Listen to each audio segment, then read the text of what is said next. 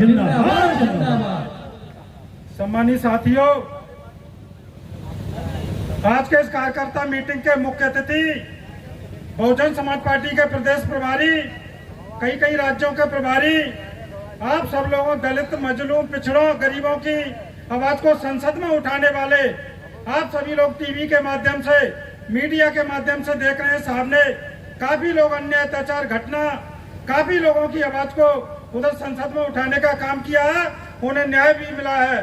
सम्मानित साथियों, हमारे ऐसे संघर्षशील हमारे नेता, युवा दिलों की धड़कन, कई प्रांतों के प्रभारी आदरणीय रामजी गौतम साहब से निवेदन करेंगे कि आप आए और हम सभी लोगों को, हमारे सभी कार्यकर्ता साथियों को दिशा निर्देश दें एवं संबोधित करें। आदरणीय गौतम साहब।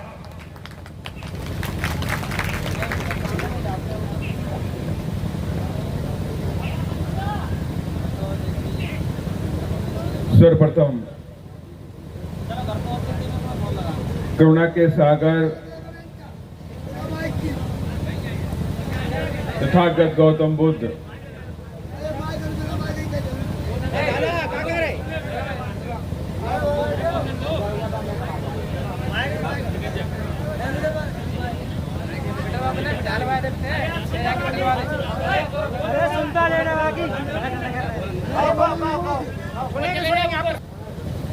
सामाजिक परिवर्तन के अग्रदूत, शिक्षा के जनक, माली कुशवाहा सैन्य बिरादरी में जन्मे महात्मा ज्योतिबा फूले, आरक्षण के जनक, कोल्हापुर विरासत के कुर्मी राजा छत्रपति साहू जी महाराज, भारतीय संविधान के रचयिता, बौद्ध सत्व, भारत रत्न, परम पूज्य बाबा साहब डॉक्टर भीमराव अंबेडकर, दलितों, पिछड़ों, गरीबों, मुस्लिमों, आदिवासियों को राजनीति की मुख्य धारा में लाने वाले वामसेफ BS4 बहुजन समाज पार्टी के संस्थापक मान्यवर श्री कांशीराम साहब एवं बहुजन समाज में जन्मे उन तमाम संतों, गुरुओं और महापुरुषों के चरणों में श्रद्धा के सुमन अर्पित करते हुए, साथ ही बहन कुमारी मायावती जी को अपना आदर्श नेता मानते हुए और माननीय बहन जी को मैं कोटि आभार व्यक्त करता हूं कि जिन्होंने मुझ जैसे छोटे से गरीब कार्यकर्ता को इस देश की सबसे बड़ी पंचायत राज्यसभा में सांसद बना के बैठाया, उसके लिए मैं माननीय बहन जी को कोटि आभार व्यक्त करता हूं। साथ ही आज की इस जौरा विधानसभा की सामाजिक परिवर्तन और आर्थिक मुक्ति हेतु समीक्षा बैठक में हमारे बीच में उपस्थित प्रदेश के प्रभारी मुकेश अहिरवार जी, प्रदेश के अध्यक्ष रमाकांत पिप्पल जी, प्रदेश के प्रभारी सुनील बघेल जी, प्रदेश महासचिव सोनाराम कुशवाहा जी, जोन प्रभारी सुरेंद्र साकी जी, जिला प्रभारी अमृतलाल टैगोर जी, पूर्व विधायक मनीराम ठाकर जी, जिला अध्यक्ष बसपा इंजीनियर दीपेंद्र बौद्ध जी, जिला उपाध्यक्ष लाल सिंह केवड़ जी, जिला महासचिव बैजनाथ बौद्ध जी, जिला कोषाध्यक्ष हरेंद्र कंसाना जी, जिला सचिव विजय सोलंकी जी, पार्षद मुरैना, विधानसभा प्रभारी सुंदर सिंह कुशवाहा जी, विधानसभा प्रभारी भरोसे लाल नेता, जाबाज सिपाहियों, आप सभी लोगों को मेरी तरफ से क्रांतिकारी जय भीम।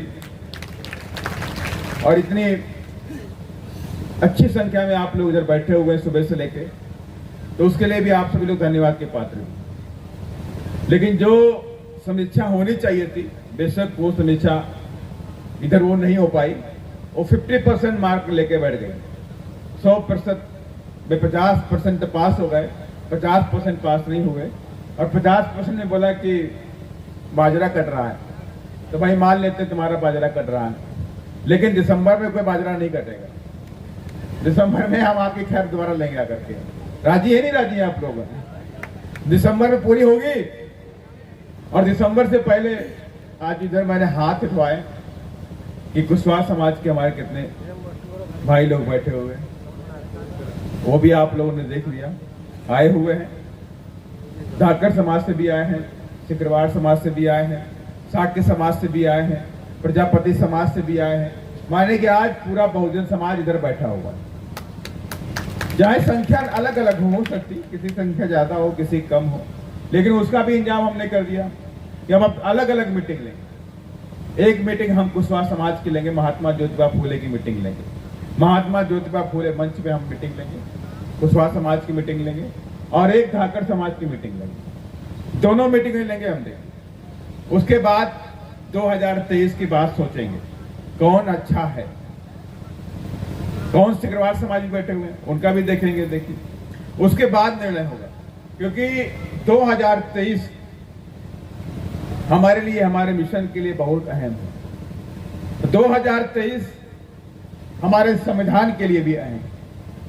2023 से 2024 के बीच में इस देश में बैठी सरकार हमारे संविधान को बदलना चाहती है। उनकी ऐसी मंशा, उनके कई सारे मंत्रियों ने, कई सारे लोगों ने बात बोली है कि संविधान की समीक्षा होनी चाहिए और संविधान बदलना चाहिए और देश में हिंदू राष्ट्र बनना चाहिए। और ये बात आप दिमाग में बैठा लीजिए कि जब तक बाबा साहब का संविधान जिंदा इस देश के अंदर, तो देश हिंदू राष्ट्र नहीं बन सकता। ये धर्मनिरपेक्ष राष्ट्र था और धर्मनिरपेक्ष राष्ट्र रहेगा, और इनको इससे दिक्कत हो रही है। और इसीलिए तमाम तरह के लोगों ने अलग अलग बातें छेड़ दी। सबसे पहले इनके लोगों ने हमारे संविधान को जलाया, दिल्ली के अंदर हमारे संविधान को जलाया गया। उसके बाद क्या हुआ?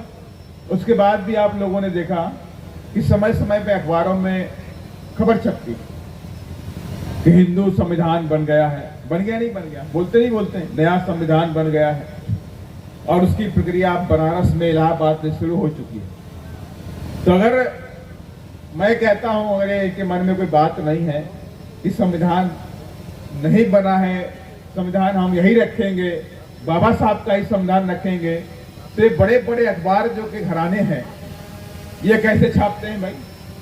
कोई ना कोई तो बात होगी। जब कोई ना कोई बात है हमारे संविधान को लेकर के, तभी ये लोग हमारी बातों को इस तरह की छापने का काम करते हैं। लेकिन मैं उनको बताना भी चाहता हूं कि आप अगर हमारे संविधान पे बुरी नजर रखोगे तो बहुजन समाज के लोग इस देश में 2023 में नीला सैलाब लेकर के आएंगे और 2023 में हर जगह पर बहुजन समाज पार्टी का परचम भी लहराएंगे। और आप सब जानते हैं कि बहुजन समाज पार्टी ने आज से, जो माननीय श्री कांशीराम साहब बहुत पहले हम सबके बीच में थे, और उस वक्त अटल बिहारी वाजपेयी जी ने भी कहा था कि हमारी सरकार आएगी तो संविधान की समीक्षा करेंगे। उन्होंने बोला था कि हम संविधान की समीक्षा करेंगे, और माननीय श्री कांशीराम साहब ने उनसे बोल दिया था, करने में लगे हुए थे, इसलिए बाबा साहब को आगे नहीं आने देना, बाबा साहब को रोकना है हमें। तो कजरोलकर भी आया, जगजीवन राम भी आया, और जब ये मूवमेंट और मिशन, बाबा साहब का मूवमेंट और बाबा साहब का मिशन लेकर के माननीय श्री कांशीराम चल रहे थे, उस वक्त भी कांग्रेस ने रोकने का प्रयास किया, बामसेफ को तोड़ दिया। कांग्रेस ने बामसेफ को तोड़ दिया और बामसेफ के तमाम लोगों को उसने मंत्री बनाया, एमएलए बनाया, बामसेफ को तोड़ा गया। और तो और इसी प्रदेश के अंदर बामसेफ के बढ़ते कदमों को रोकने के लिए कांग्रेस ने अजाक्स बनाया था। बनाया कि नहीं बनाया था? तमाम मेरे साथी बैठे होंगे, जानते होंगे, जानते नहीं जानते अजाक्स को आप लोग? अजाक्स बना दिया साथ। माने क्या, कोई भी आदमी का नीला पट्टा पहन लेगा तो क्या वो कांशीराम साहब बन जाएगा? बन सकता है क्या? कोई भी आदमी नीला पट्टा पहन के कांशीराम साहब की फोटो लगा देगा, कहेगा ये कांशीराम साहब की पार्टी क्या? मान लेंगे आप लोग? अरे कांशीराम साहब, माननीय साहब की पार्टी बहुजन समाज पार्टी, जिन्होंने इस बार उन्होंने अपना खून पसीना बहाया है, पूरा जीवन बलिदान किया है, तब जाकर के मंच और ये झंडा, ये बैनर आज दिखाई पड़ रहा है सबको। और आज भी इस देश के अंदर बहुजन समाज पार्टी तीसरे नंबर की राष्ट्रीय पार्टी है वोट बैंक के हिसाब से। सब पूरे देश के अंदर बहुजन समाज पार्टी के कार्यकर्ता पूरी ताकत के साथ में लगे हुए। कश्मीर से कन्याकुमारी, गुजरात से लेकर बंगाल तक आपको नीला झंडा और नीला डंडा पूरी ताकत के साथ में दिखाई पड़ेगा। यह है बहुजन समाज पार्टी की ताकत। और तमाम ऐसे लोग हैं घबराते हैं कि बीएसपी खत्म होनी चाहिए, बीएसपी खत्म कर दो, तो उनके लिए मैं बताना चाहता हूं कि माननीय श्री कांशीराम साहब ने कहा था, अगर तुम्हारे घर में हाथी छाप का नीला झंडा पहुंच जाए तो समझ जाना कांशीराम जिंदा है। माने ऐसा झंडा, नीला झंडा और उसमें हाथी अगर आपके घर में पहुंच जाए तो समझ जाना कांशीराम अभी जिंदा है। ये माननीय श्री कांशीराम साहब ने कहा। और ऐसे नीले झंडे तमाम आएंगे, कोई कुछ लिख देगा, कुछ लिख देगा, इसके मतलब ये नहीं है कि वो नीला झंडा बाबा साहब के संविधान को और बाबा साहब की विचारधारा को लेकर देश में चलने वाली पार्टी है। ऐसे बहरूपियों से बचना है आपको। और माननीय श्री कांशीराम साहब ने ही कहा है कि जब मैंने बहुजन समाज पार्टी रूपी एक बड़ा कुआं खोद दिया है तो आप लोगों को उसके आसपास छोटे छोटे कुएं खोदने की जरूरत नहीं है। मेरे बुजुर्ग साथी बैठे हुए बात को समझते हैं, समझ गए नहीं समझ के मेरा कहने का मतलब क्या है।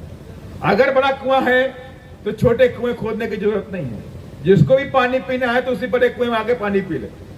अगर आप उस बड़े कुएं के आसपास छोटे छोटे कुएं खोदोगे तो बड़ा कुआं सूख जाएगा, है कि नहीं है? बड़ा कुआं सूख जाएगा। इसीलिए आज बहुजन समाज पार्टी जैसे कुएं को सुखाने के लिए तमाम ऐसे नीला पट्टा पहन करके गली गली घूम रहे हैं साथ। उनका सपना है बस कि हम बीएसपी को खत्म कर दें।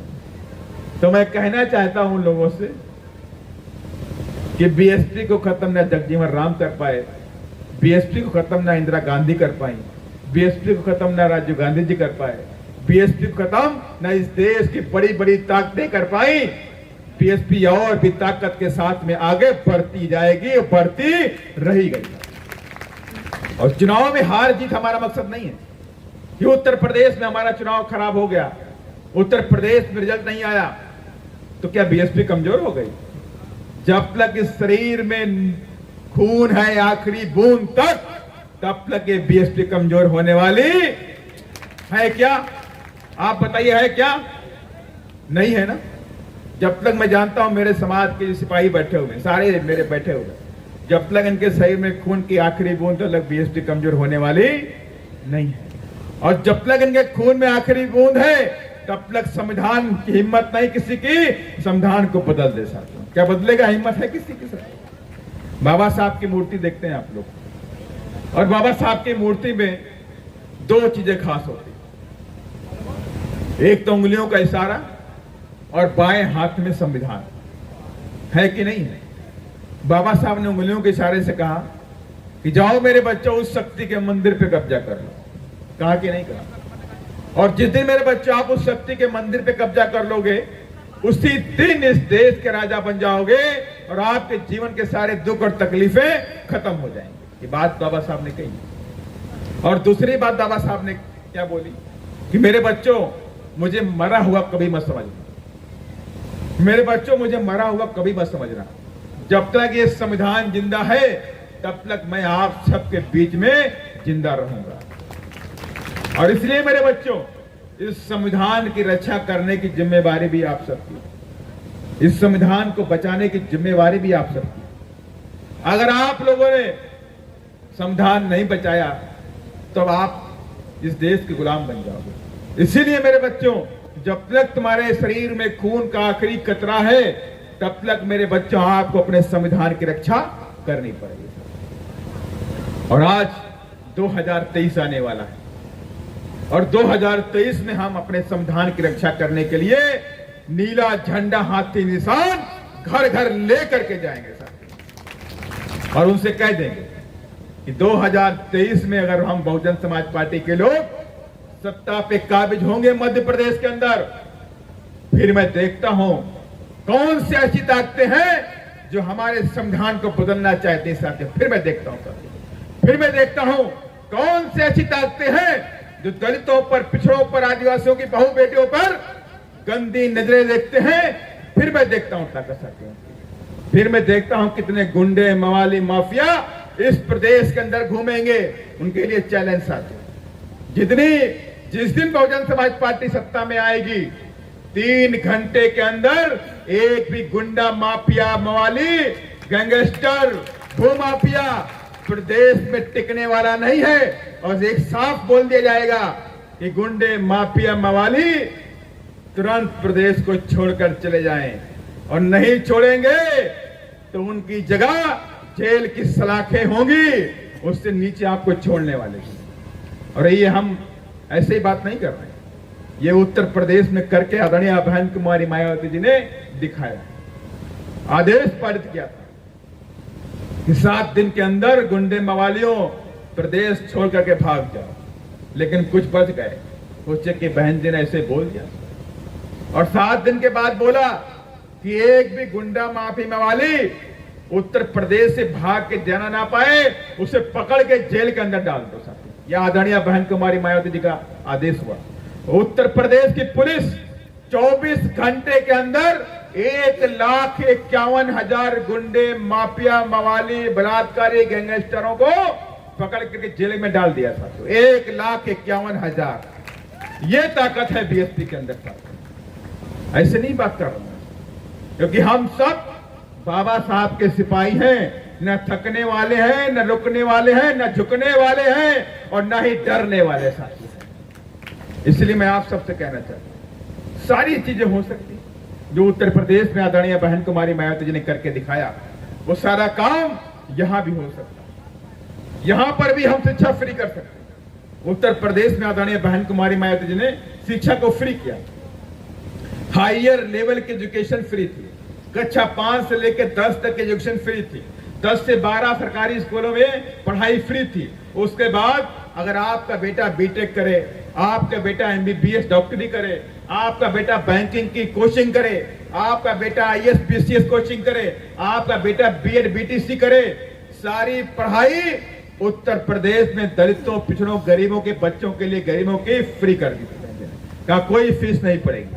आप बस 0 फीस पर एडमिशन लो, और फीस मैं भरूंगी। मैं आपकी बहन यहाँ मुख्यमंत्री है, मैं भरने का काम करूंगा।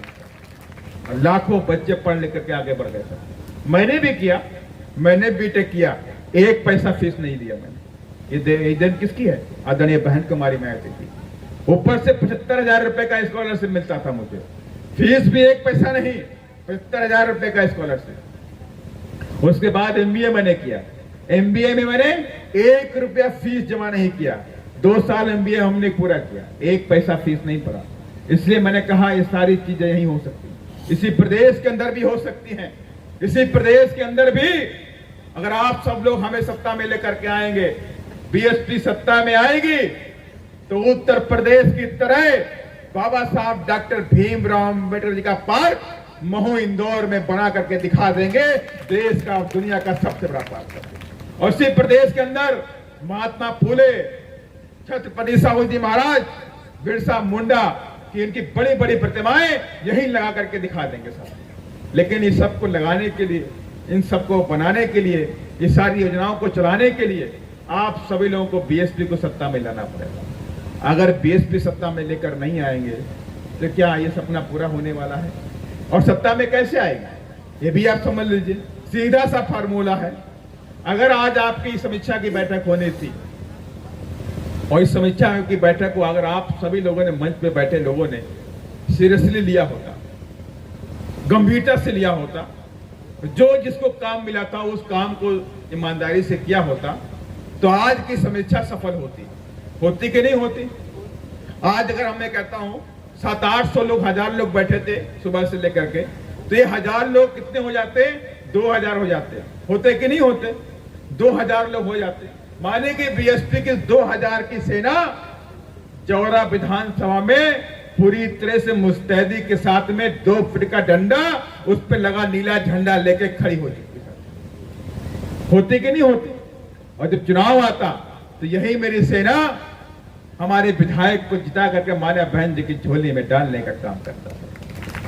और आप लोग चाहते तो बाबा साहब की विचारधारा को, महात्मा फुले की विचारधारा को आप लोग गांव-गांव में लेकर के जाते। आपको सबको समय मिला हुआ, 1 महीने का समय मिला हुआ। गांव-गांव में जाते, वहीं रात में रुकते, उन्हीं के यहाँ बातें करते, उन्हें बताते कि हमारे महापुरुषों का संघर्ष क्या है, ये मीटिंग क्यों बुलाई गई है, ये मीटिंग इंपॉर्टेंट है। 1500 रुपए का मुंह मत देखिए। आप सभी लोग उस दिन अपनी उपस्थिति दर्ज कराइए और इस मीटिंग को आदरणीय बहन कुमारी मायावती जी के पास रिपोर्ट जाएगी सर, तो कितना अच्छा होता। लेकिन ये मैं आप सबको लास्ट वार्निंग दे रहा हूं, मंच पे नेता बनने से काम नहीं चलता। मंच पे बैठ के नेता नहीं कोई बनता है। नेता बनता है तो जमीन में बनता है और समाज नेता बना करके भेज देता है। बनाता कि नहीं बनाता बताइए। अगर आप समाज के बीच में जाएंगे तो यही समाज तुमको हाथों बैठा करके आपको विधानसभा में भेजने का काम करेगा। और हवा हवाई बातें करेंगे तो हवा हवाई रह जाएंगे, कभी कोई आगे नहीं बढ़ेगा। इसलिए मैं आप सबसे कहना चाहता हूं, क्योंकि 5 बजने वाला है और अभी हमारे बामसेब के साथ मीटिंग भी है और रात की मेरी ट्रेन है और मैं दिल्ली जाऊंगा और कल हम वहां से जाएंगे राजस्थान जाएंगे। तो कल रात दिन भर चलेंगे, रात भर चलेंगे तो परसों राजस्थान की मीटिंग करेंगे। उसके बाद 3 दिन कंटिन्यू राजस्थान की मीटिंग करेंगे, कंटिन्यू हम मीटिंग करें। और मेरा यही उद्देश्य है, मेरा यही सपना है कि मैं अपने पूरे समाज को जगा करके 2023 में भोपाल की विधानसभा में नीला झंडा फहरा दे सके। ये हमारी सोच है और उसके लिए हम सब निकले हुए हैं। काम ये कर रहे हैं, हम ही कहते काम नहीं कर रहे हैं, काम कर रहे हैं। लेकिन काम कितना % कर रहे हैं? खाली पास होने भर का 50% काम कर रहे हैं बस। और जीतने के लिए चाहिए 80% काम कम से कम। मानते कि नहीं मानते? 80% अगर आपने काम कर लिया तो 100% जीत सुनिश्चित है। और 50% आपने काम किया तो बात अटकी है। फिर वही होगा, 3000 से हार गए, 2500 से हार गए, 4000 से हार गए। मानेंगे नहीं माने साथियों? 80% काम करेंगे तब जा करके 100% जीत हमारी सुनिश्चित है।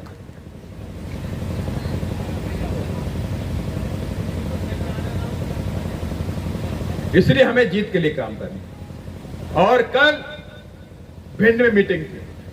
भिंड की मीटिंग जो सोशल मीडिया में मेरे भाई जो हैं, नौजवान साथी हैं, उन लोगों ने देखा भी होगा। कितने लोगों ने देखा? कितने लोगों ने कल भिंड की मीटिंग को देखा? ऑनलाइन या मोबाइल पे देखा? देखा नहीं देखा? तो कैसी मीटिंग थी भाई बताइए? अच्छी नहीं थी बताइए? तगड़ी मीटिंग थी। और मीडिया ने लिखा कि बीएसपी ने अपना टेरर दिखा दिया। क्या लिखा? बीएसपी ने अपना टेरर दिखा दिया। तो हमने भी कह दिया अभी तो टेरर देखा है, 2023 में पिक्चर भी दिखा देंगे। और 2023 में नीला झंडा भोपाल में लगा करके भी दिखा देंगे सर। अब जरूरत है हमारे ओबीसी भाई जो मंच पे बैठे हुए, इनकी ज्यादा जरूरत है, इनका ज्यादा काम।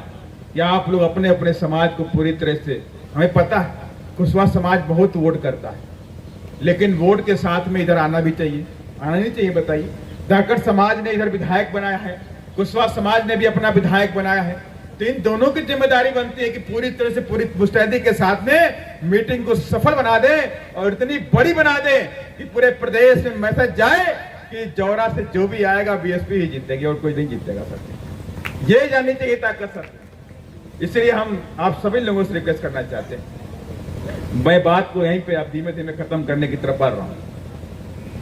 ये मोमेंट हमारा है, ये पार्टी हमारी, और इसको चलाने की जिम्मेदारी भी हमारी।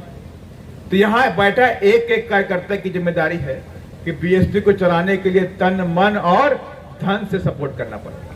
ये बड़े बड़े जो माले हैं इनकी जरूरत नहीं है। ये जो आप बड़े बड़े माले लेके आते हैं इसकी क्या जरूरत है? क्या जरूरत है?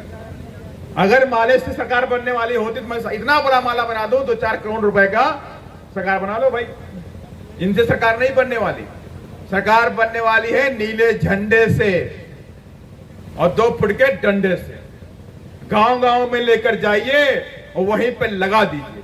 ये गांव बीएसपी का हो गया। इसकी तैयारी करिए। अगली बार से स्वागत बड़े बड़े मालाओं से नहीं होगा। अगर होगा तो ये नीले रंग के कपड़े से होगा, ताकि इन कपड़ों को हम झंडे बनवा दें, इस पे हाथी छपवा दें और नीला झंडा बना के आपको वापस दे दें साहब। ये काम होना चाहिए। मैं जानता हूं मेरे बहुत मुरैना के साथी बड़े मिशनरी लोग हैं। आज मैंने कह दिया तो अगली बार अंबार लग जाएगा, अगली बार पूरा नीला हो जाएगा, मैं जान रहा हूं मेरा। लेकिन काम करने में थोड़ा सा पीछे हट जाते हैं, बहाने निकाल लेते हैं कि अभी तो कह देंगे बाजरा कट रहा है, अगली बार कह देंगे सरसों में पानी लग रहा है बहुत जोर से, उसमें खाद पड़ रही है साहब।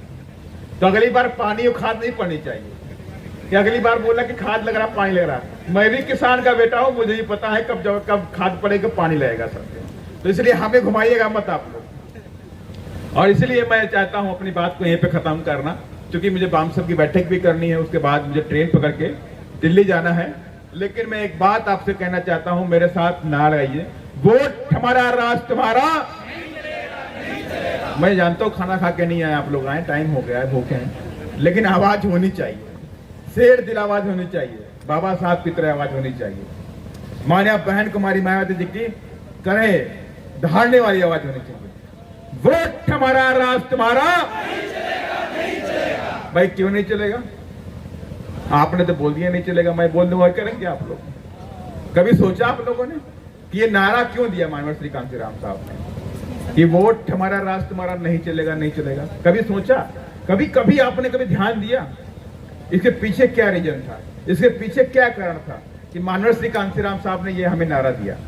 इसका नारे का मतलब है कि जो लोग तुम्हारा छुआ पानी नहीं पीते, जो लोग तुम्हारा छुआ हुआ पानी नहीं पीते हैं, क्या वो लोग तुम्हारा वोट लेकर के विधानसभा में, पार्लियामेंट में तुम्हारे बच्चों के लिए हक और अधिकार की लड़ाई लड़ेंगे? क्या वो लोग तुम्हारे बच्चों के लिए हक और अधिकार के लिए या उनके भविष्य के लिए कोई नियम कानून बनाएंगे? कितने लोग कहते हैं नहीं बनाएंगे? जरा बताइए कितने लोग कहते हैं? कितने लोग कहते हैं? माने कि आप सब लोग जानते हैं, जानते नहीं जानते कि जो लोग हमारा छुआ पानी नहीं चाहते हैं, जो लोग कहते हैं ये काशी कुचवाहा तेली तमोली गड़रिया ये कहाँ आगे आ गए, तो वो लोग क्या तुम्हारा वोट लेकर के तुम्हारे बच्चों के लिए अधिकार बनाएंगे? क्या तुम्हारे बच्चों के लिए शिक्षा के अवसर बनाएंगे? क्या तुम्हारे बच्चों के लिए नौकरियां बनाएंगे? कभी नहीं बनाएंगे, वो सब खत्म कर देंगे सब। और आप सबको पता है वो शक्ति का मंदिर है, पार्लियामेंट क्या है? शक्ति का मंदिर। जो उस पार्लियामेंट में पहुंच गया उस शक्ति का मालिक बन गया था। इसलिए हमें वहां पहुंचना है और एक कसम खा लेनी है कि अब हमारा वोट उनको नहीं जाएगा, अब वोट हमारा, राज हमारा होगा। और वोट हमारा राज तुम्हारा, वोट हमारा राज तुम्हारा। आधे लोग बोले नहीं भाई, मेरी बात समझ नहीं आई क्या आप लोगों को? सबको आई नहीं आई? तो दोनों हाथ उठा के बोलो, वोट हमारा राज तुम्हारा, वोट हमारा राज तुम्हारा।